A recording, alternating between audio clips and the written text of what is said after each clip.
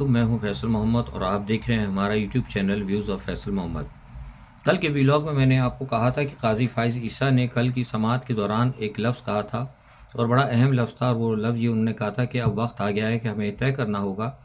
کہ آئین مقدس ہے یا بندوق مقدس ہے۔ میں نے کل ہی آپ کو بتا دیا تھا کہ یہ جو ایک الفاظ قاضی فائز عیسیٰ نے کہے ہیں، اس کی اہمیت پہ اصل میں غور کریں۔ یہ سب سے اہم لائن ہے جو انہوں نے کہی تھی، اور یہی لائن جو ہے آئندہ ملک کے مستقبل کے پہ ہونے والے جو بھی معاملات ہیں اس پہ اثر انداز ہوگی۔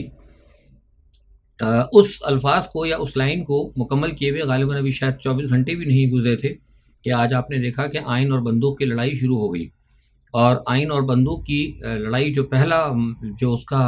راؤنڈ ہوا، جو ریسلنگ کا گراؤنڈ بنا، وہ بنا سینٹ، اور سینٹ کے اندر آج یہ باقاعدہ فیصلہ کیا اور قرارداد پاس ہوئی کہ انتخابات جو ہیں ملتوی کرا دیے جائیں گے۔ وجہ خیر بہرحال جو بھی رکھی ہو، آپ کو پتہ ہے کہ موسم کی خرابی بھی ہے،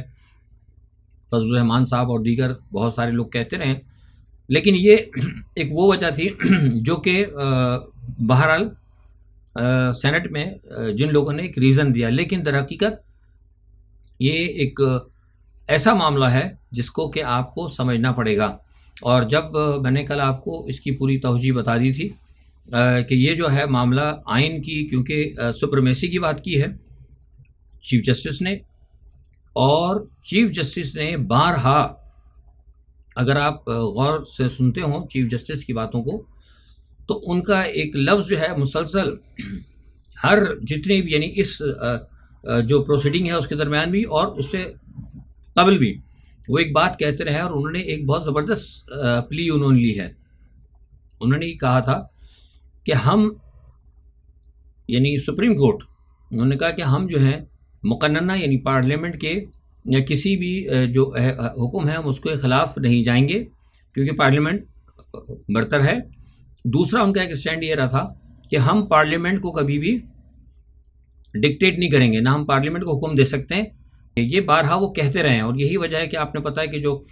سپریم کورٹ کے حوالے سے اور جو سپریم جوڈیشل کونسل کے حوالے سے جتنے باتیں ابھی تک کی گئی ہیں اور جو کچھ احکامات دیے گئے تھے ان کی طرف سے، پارلیمنٹ کی طرف سے، اس کے اوپر حالانکہ بڑا شور ہوا، لیکن انہوں نے کسی پہ اعتراض نہیں کیا۔ تو یہ بات جب وہ بار بار وہ کہہ رہے تھے کہ ہم پارلیمنٹ کو اور سپر مانتے ہیں، پارلیمنٹ کی سپرمیسی کو تسلیم کرتے ہیں، اور انہوں نے کہا تھا کہ ہم پارلیمنٹ کے کسی احکام کی ہم خلاف ورزی نہیں کریں گے، تو لہٰذا ان کے اوپر پہلا حملہ ہی پارلیمنٹ کے ذریعے سے کرایا گیا۔ نہیں، سینٹ تو ہے، مطلب پارلیمنٹ ہی ہے نا، بلکہ پارلیمنٹ کے اندر سب سے ایوان بالا ہے، قومی صوبائی اسمبلی سے بڑی ہے، قطع نظر اس کے کہ اب اس میں 100 تھے 200 تھے، اس بحث کو چھوڑ دیں۔ جو میں آپ کو بتانا چاہ رہا ہوں یہ ہے کہ معاملہ یہاں پر جو ہے نا کہیں کہیں یہ معاملہ شروع ہو چکا ہے، جو کل میں نے الفاظ کہتے ہیں نا کہ بندوق اور آئین والی بات، تو یہ اس کا آج یہ پہلا راؤنڈ تھا۔ اب یہ دیکھیں یہ کہاں تک معاملہ جاتا ہے، لیکن کچھ لوگ یہ کہہ رہے ہیں کہ اس سے شاید ہو سکتا ہے کوئی اثر نہ ہو، لیکن میں سمجھتا ہوں کہ جس طریقے سے جو معاملات لے کے جائے جا رہے ہیں، اور جو ایک وجہ میں نے آپ کو بتائی تھی کہ جس طریقے سے ایک بڑی پارٹی کو کارنر کرنے کے لیے پوری کوششیں کی جا رہی ہیں، اور پوری کوشش کر لی انہوں نے کہ اس وقت عمران خان کو کہیں وہ ہرا نہیں سب پا رہے، تو لہٰذا فیصلہ بھی یہ کیا گیا ہے کہ کسی نہ کسی طریقے سے انتخابات کو ملتوی کرا دیا جائے۔ اچھا، اس تمام صورتحال کے اندر اب دیکھنا یہ ہے کہ کیا معاملہ چلتا ہے، لیکن ابتدا جو ہے نا یہ شروع ہو چکی ہے، اور جیسے میں نے آپ سے پہلے بھی کہا تھا کہ انتخابات کا اعلان تو ہو گیا ہے، لیکن ابھی بھی اس حوالے سے غیر یقینی جو ہے بڑی نظر آ رہی ہے۔ لیکن تاعمر ناہلی کا جو فیصلہ ہے میں نے بتایا تھا کہ محفوظ ہو چکا ہے، لیکن وہ مجھے لگتا ہے کہ وہ اس کے بارے میں بتا چکا ہوں کہ وہ نواز شریف کے حق میں اور جہانگیر ترین کے حق میں آئے گا۔ اچھا، دوسرا یہ کہ عمران خان کے حوالے سے دہشت گردی کی عدالت نے ان کو بلایا ہے بطور مرکزی ملزم کے طور پہ 9 تاریخ کو اینٹی ٹیرر کورٹ نے۔ اب دیکھیں 9 تاریخ کو کیا ہوتا ہے، لیکن بہرحال ابھی تک تو عمران خان کے لیے کوئی اچھی خبر نہیں ہے۔ گو کہ عمران خان نے جو ایک آرٹیکل لکھا تھا، اس آرٹیکل کے اوپر جو ہے ساری دنیا میں نے کل بھی آپ کو بتایا تھا کہ اس کی ساری دنیا کے اندر اس کی طرف سے بڑے زبردست ریمارکس آ رہے ہیں، اور بلکہ بین الاقوامی سطح پر دباؤ بھی آنا شروع ہو گیا ہے۔ ظاہر سی بات ہے کہ عمران خان نے جو بات کہی وہ لوگوں کو نظر آ رہی ہے گراؤنڈ کے اوپر۔ شاید غالباً اسی لیے نگران وزیر اطلاعات نے کہا ہے کہ ہم مطلب یہ جو ہم اس کی تحقیقات کریں گے کہ کیسے چھپ گیا، اور ہم ان سے اعتراض کریں گے جنہوں نے وہ چھاپا ہے. تو بھائی وہ آپ اپنے ملک میں تو صحافت کا گلا گھونٹ سکتے ہو، وہاں تو میرے خیال سے آپ اس قابل نہیں ہو کہ آپ ان کو کسی کو دبا دیں. ان کے پاس ایک آرٹیکل آیا، ان کو پتا ہے ایک پرائم منسٹر ہے، ایکس پرائم منسٹر ہے، اور جو چیزیں انہوں نے گراؤنڈ پہ دیکھی وہ نظر بھی آنی تو انہوں نے چھاپ لی. بہرحال دیکھیں کیا کرتی ہے. کیا کر سکتے ہیں مرتضیٰ سولنگی صاحب؟ کیا ہو سکتا ہے پیمرا سے نوٹس نکلوا کے اکنامسٹ کو بند کروا دیں؟ کوئی پتہ نہیں ہے بھائی، یہ تو یہی سوچتے ہیں. اچھا، دوسرا ایک یہ ہے کہ پاکستان کے اندر جو تماشا یہ ہوا ہے آج، اور جو الیکشن کو دھکا دینے کی کوشش کی گئی ہے، اس میں تمام سیاسی جماعتیں جو ہے نا وہ بڑی اس وقت تذبذب کا شکار ہیں. کیونکہ پیپلز پارٹی اور مسلم لیگ اور پلس مائنس تحریک انصاف تو خیر لڑ نہیں چاہ رہی الیکشن، وہ جو ہے اس سے ناخوش ہیں. انہوں نے کہا کہ بھئی یہ اچانک کیوں ایسا کر دیا گیا، کوئی اس کی وہ بھی نہیں تھی، کسی کوئی ریزن بھی نہیں تھا، اور ہم تو آستے سے تیاری کر بھی رہے تھے. ڈاؤٹ تو پہلے تھا، لیکن اب اتنی بڑی بات کرا کے آپ نے باقاعدہ اسٹینڈنگ سے قرارداد ہی پاس کرا دی. اچھا، پھر قرارداد پاس کرا کے پھر انہوں نے وہاں بھیج بھی دیا، صدر وزیر اعظم کو بھی بھجوا دیا. تو اب دیکھتے ہی ہیں کہ وہاں سے کیا آتا ہے. لیکن بہرحال یہ کہ پیپلز پارٹی نے اور کچھ اپنے لوگوں کو جنہوں نے سینٹ کے اندر اس بل کی حمایت کی، قرارداد کی حمایت کی، ان کے بارے میں بتایا گیا کہ ان سے سب سے وضاحتیں طلب کر لی گئی ہیں. بہرحال وضاحت ہوتی ہے نہیں ہوتی ایک علیحدہ چیز ہے، لیکن یہ کہ تیر جو ہے وہ کمان سے نکل گیا. مان کیجیے، اور ایک اس کی ایک وہ آ گئی ہے، ایک مطلب ایک ریکارڈ پہ یہ بات آ گئی. اچھا، دوسری جانب یہ ہے کہ پاکستان میں تو خیر یہ سلسلہ چل ہی رہا ہے، اور ایک تھوڑی سی بات ہم کر لیتے ہیں کہ آپ کو پتہ ہے کہ ایران کے اندر جو ہوا تھا ایک افسوسناک واقعہ، جس میں تقریباً 130 کے قریب لوگ جو وہاں شہید ہوئے ہیں، اس حوالے سے کل داعش نے کہا ہے کہ ہم نے اس کی ذمہ داری قبول کی، لیکن میری اپنی معلومات کے مطابق یہ دعویٰ جو ہے نا کوئی مستند نہیں ہے. اور بہرحال حسن نصر اللہ صاحب نے جو کل تقریر کی ہے اس کا لب لباب یہ ہے کہ انہوں نے برداشت سے کام لیا ہے. لیکن یہ میں آپ کو بتا رہا ہوں، میں نے کل بھی کہا تھا اور بعد میں نے معلومات کرنے کی کوشش بھی کی ہے، خبریں کچھ ایسی ہی ہیں کہ وہ اس کا بدلہ ضرور لیں گے. اور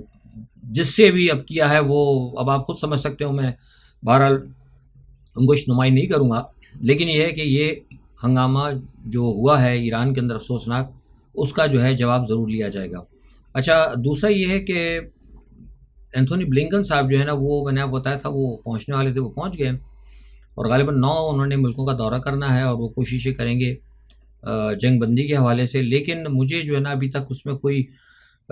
بہت بڑی مجھے کوئی نظر نہیں آ رہی، کیونکہ ایک طرف تو یہ کوششیں ہو رہی ہیں، لیکن دوسری طرف میں دیکھ رہا ہوں کہ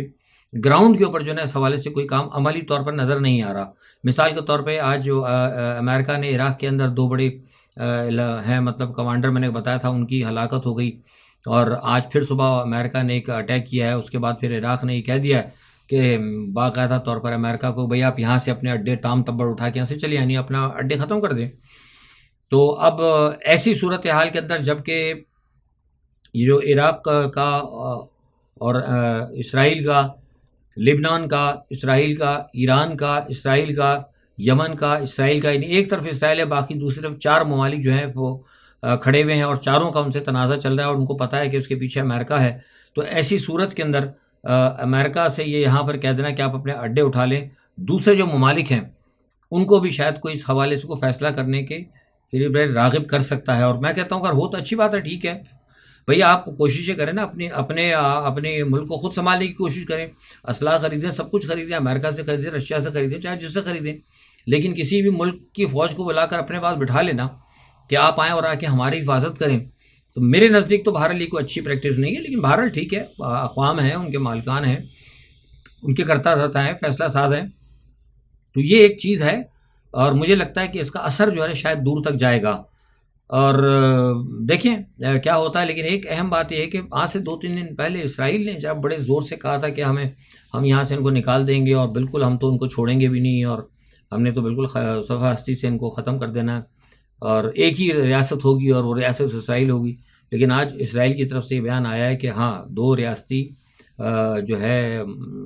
قیام جو ہے 2، یعنی ایک اسرائیل اور ایک فلسطین، ان کا قیام جو ہے یہ بہت ضروری ہے، اور اگر یہ ہوگا تو خطے کے اندر امن آ سکتا ہے. میں سمجھتا ہوں کہ بہت اچھی بات ہے، اور اگر ایسا ہوتا ہے تو سارے مسئلے حل ہو جائیں گے۔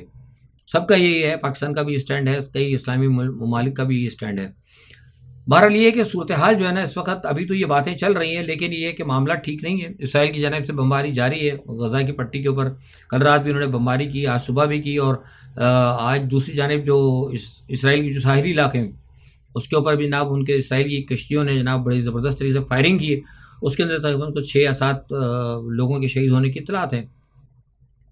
تو دیکھیے سیکٹری بلنکن آئے ہوئے ہیں، اور کس حد تک وہ کامیاب ہوتے ہیں، کیا کرتے ہیں، کیسے کرتے ہیں۔ بہرحال ان کی کوشش یہ ہے کہ جنگ جو ہے نا یہ پھیلے نہ، لبنان تک یا عراق تک نہ جائے۔ عراق کا تو میں نے کہہ دیا کہ انہوں نے آفیشلی کہہ دیا، لیکن وہ چاہتے ہیں لبنان تک بھی نہیں جائے۔ آپ دیکھیں لبنان کے اندر جو یہ کچھ معاملہ کر گئے ہیں، اور لبنان کے اوپر حملے تو انہوں نے کیے ہیں، بیروت پہ کیے ہیں، جنوبی لبنان میں بھی کیے ہیں، تو وہ بھی کہتے ہیں کہ ہم بدلہ لیں گے۔ تو اب وہ کیا اس میں وہ کامیابی ہوتی ہے نہیں ہوتی ہے دیکھنا پڑے گا۔ اچھا، دوسری جانب حوثی قبائل جو ہیں جو مزاحمت کار تھے یمن کے، وہ تو تھے معاملات، لیکن کچھ سننے میں آیا کہ اب صومالیہ والوں نے بھی کچھ گڑبڑ کرنی شروع کر دی، جو وہاں بھی جو ہیں ظاہری علاقے وہاں پہ سنا انہوں نے بھی کچھ اپنے کام کرنے شروع کر دیے ہیں۔ اور ایک بتایا گیا ہے کہ ایک کل جو ہے ایک بہت بڑا مال بردار جہاز جو ہے اسے اغوا کر لیا گیا ہے، جس کے اوپر بتایا گیا کہ لائبیریا کا پرچم تھا، اور اس پہ 15 ہندوستانی بھی تھے۔ اس جہاز کو انہوں نے اغوا کر لیا، اس کو پکڑ کے لے گئے۔ تو یہ بہرحال صورتحال ہے، مطلب آج کی یہ دیکھتے ہیں کیا صورتحال بنتی ہے۔ یہ 2-3 دن جو ہے اینتھونی بلنکن کے جو ہے بڑے اہم ہیں، اور اسی 2-3 دن کے اندر بہت سارے معاملات ہوں گے، اور اسی 3-4 دن کے اندر جو ہے 13 تاریخ تک پاکستان کے اندر کیا ہوتا ہے، 12-13 تاریخ تک یہ بھی پتہ لگ جائے گا۔ آج کے لیے اتنا ہی، اپنا بہت خیال رکھیے گا، اللہ حافظ۔